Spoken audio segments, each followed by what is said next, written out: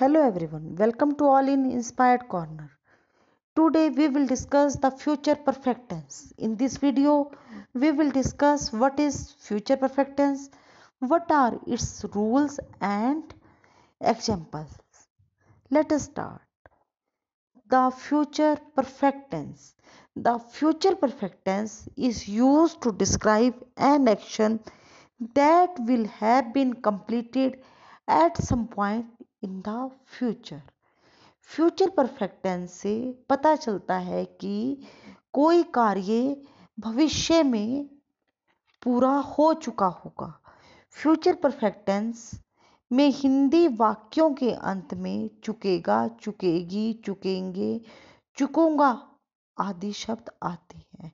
Helping verb will have, shall have के साथ verb की थर्ड फॉर्म यूज करते हैं।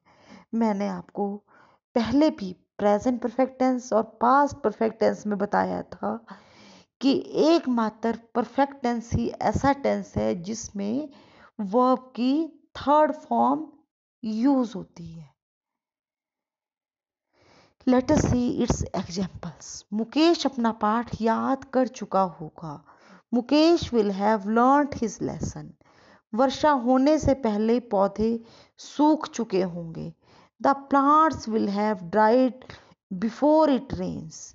तुम्हारे सोने से पहले वे यहाँ आ चुके होंगे। They will have come here before you sleep. वह खाना खा चुका होगा। He will have eaten food. अब देखो इनमें सब में वर्ब की थर्ड फॉर्म आई है। Affirmative sentences. यदि एक ही वाक्य में कामों का होना पाया जाए तो पहले होने वाले काम के लिए विल हैव या शैल हैव तथा थर्ड फॉर्म ऑफ वर्ब का प्रयोग करते हैं और दूसरे काम के लिए प्रेजेंट सिंपल टेंस का प्रयोग करते हैं। मतलब कि अगर दो काम हो रहे हैं तो जो काम पहले पूरा हो जाएगा उसके लिए हम फ्यूचर परफेक्ट टेंस प्रयोग में लाएंगे और जो काम बाद में होगा उसके लिए प्रेजेंट इंडेफिनिट टेंस प्रयोग में लाएंगे। रूल नंबर 2, आई वी के साथ शैल हैव और बाकी सब के साथ विल हैव लगाते हैं। अब इसका फार्मूला देखो बच्चों, सब्जेक्ट प्लस विल और shall plus have plus third form of verb plus object plus other words. Examples. वह अपना गृह कार्य पूरा कर चुकेगी। She will have completed her homework. 10 बजने से पहले हम स्कूल पहुंच जाएंगे। We shall have reached school before 10 o'clock। मेरे स्टेशन पर पहुंचने से पहले ट्रेन आ चुकेगी। The train will have arrived before I reach the station. अब देखो इसमें आधा सेंटेंस फ्यूचर परफेक्ट टेंस में और आधा प्रेजेंट इंडेफिनिट टेंस में, क्योंकि इस सेंटेंस में दो काम हुए हैं। जो काम पहले हुआ है ट्रेन आ चुकी होगी वो फ्यूचर परफेक्ट टेंस में लिखा गया है और दूसरा सेंटेंस मेरे स्टेशन पर पहुंचने से पहले तो वो प्रेजेंट इंडेफिनिट टेंस में लिखा गया है। शाम होने से पहले सूरज डूब चुकेगा। The sun will set before evening. मेरे घर पहुंचने से पहले वह गृह कार्य कर चुकेगी। She will have done homework before I reach home. अब हम नेगेटिव सेंटेंसेस की बात करेंगे। इसमें विल या शैल के आगे नॉट का प्रयोग करते हैं।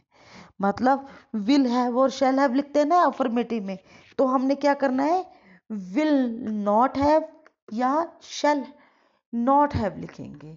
और विल और शैल तो आपको पता है कि सब्जेक्ट को देख के लिखा जाता है। आई और वी के साथ शैल, बाकी सबके साथ will.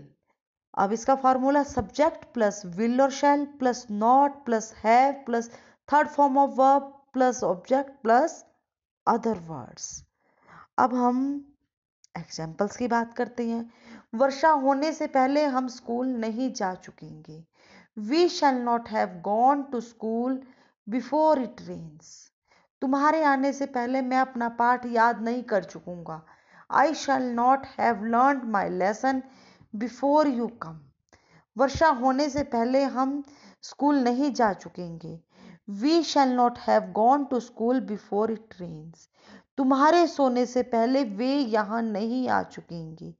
They will not have come here before you sleep. Doctor के आने से पहले मरीज दवाई नहीं खा चुका होगा। Patient will not have taken medicines before doctor comes. अब हम बात करेंगे इंटरोगेटिव सेंटेंसेस की। प्रश्नवाचक वाक्यों में यदि क्या वाक्य में सबसे पहले हो आए तो विल या शैल को सब्जेक्ट से पहले लिखते हैं, फिर हैव और फिर थर्ड फॉर्म ऑफ वर्ब का प्रयोग करते हैं। नंबर 2, अगर वाक्य के बीच में प्रश्नवाचक शब्द हो तो सबसे पहले उसकी इंग्लिश, फिर विल या शैल या फिर सब्जेक्ट और फिर हैव और फिर third form of verb. Rule number 3, कितना, कितना, कौन से, किसको आदि प्रश्नों वाचक शब्दों की पहले अंग्रेजी लिखेंगे, how many, how much, whose, which आदि, और फिर नाउन भी आते हैं उसके बाद। रूल नंबर 4, अगर वाक्य में कोई प्रश्नवाचक शब्द हु ही कर्ता का कार्य कर रहा हो तो अंग्रेजी सबसे पहले उसकी अंग्रेजी, फिर शैल हैव या विल हैव और फिर थर्ड फॉर्म ऑफ वर्ब लगाते हैं। रूल नंबर 5, वाक्य के अंत में प्रश्न सूचक चिन्ह अवश्य लगाते हैं, क्वेश्चन मार्क साइन पक्के अवश्य लगाते हैं। अब इसके फार्मूलाज देखते हैं। विल और shall plus subject plus have plus third form of verb plus object plus other words. दूसरा है क्वेश्चन प्लस विल और shall plus subject plus have plus third form of verb plus object plus other words पर plus question mark sign. अब हम examples की बात करते हैं।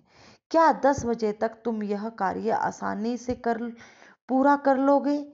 Will you have completed this work easily by 10 o'clock? Number 2, क्या मेरे स्कूल जाने से पहले पिताजी खाना खा चुके होंगे? Will the father have eaten the food before I go to school? हम 10 बजे तक दिल्ली कैसे पहुंच चुके होंगे?